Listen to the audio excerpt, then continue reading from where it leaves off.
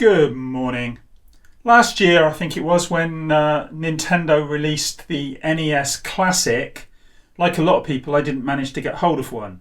But Nintendo have been talking about the fact that they're going to be releasing more this year, and when I was out and about buying something else the other day, I actually came across, well, a whole load of them in a shop.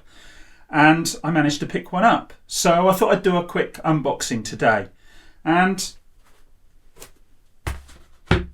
here it is. And as I say, a lot of you guys will have seen unboxings already, but I thought, well, you know, I've got hold of one now, I may as well do an unboxing. It's the first time I've seen one of these. I have got the SNES Classic, and I know they're very similar, obviously with different games. But anyway, let's get into it. It's just a bit of fun, and talk about the NES Classic. So first off, it comes with 30 games. And there's a whole load of classics on here, and those of you who are big NES fans, you can tell me which ones I should be playing, because I never owned an NES. But yeah, nice little package. Let's get into it.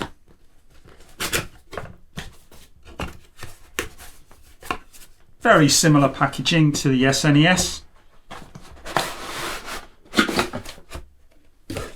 Box out the way for the moment. Comes with a little manual. I'm not going to get into that here. It's the usual thing, just tell you how to set it up. That'd be fairly straightforward. And then the first thing you see, if I can get into it, is the NES Classic itself. And a diddy little thing it is too. Let's look at the front first. On the front we have a reset button and a power button. We have two connectors for the controllers. Now this one only comes with one controller as opposed to the SNES, which comes with two, but I'm sure I can pick up another one at a later date, or maybe I'll get myself a wireless one. The flap doesn't open, unlike on the real thing, because obviously you're not going to be putting any cartridges in there. On the back, all we've got is the connector for the USB lead for the power and an HDMI lead. And that is pretty much it. It's quite nice, quite diddy, not a lot to it, but that's that. Let's put that out of the way. And then the next thing we see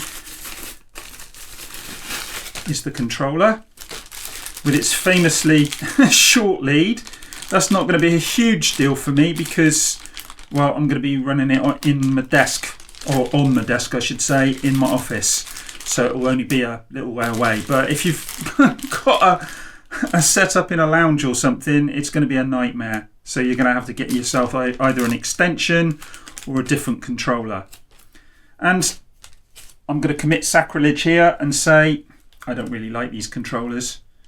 They don't feel comfortable at all in the hand to me. And I know you guys who are into the NES probably will be having an aneurysm right about now, but that's just the truth of it. I prefer modern controllers. Give me an Xbox controller or a DualShock 4 any day of the week, but it'll do the job. That's that. And then if we lift this out, underneath we have a USB lead for the power, and unfortunately it doesn't come with a power brick, so I'm going to have to source one of those. I'm sure I've got one lying around though. Bit stingy though, don't like that. I think the US ones do come with a power brick, and if you've watched this, let me know in the comments if you managed to pick up one and it's got a power brick or not. And here we've got the ubiquitous HDMI lead. So at least they've put an HDMI lead in there. And that is it. That's all you get. And it's a nice little package. I've enjoyed playing around a little bit with my SNES Classic, so hopefully I'm going to enjoy playing with this one as well. But that's me done. I'm going to go and get myself a cup of tea, and I'll speak to you guys in the next one. Bye.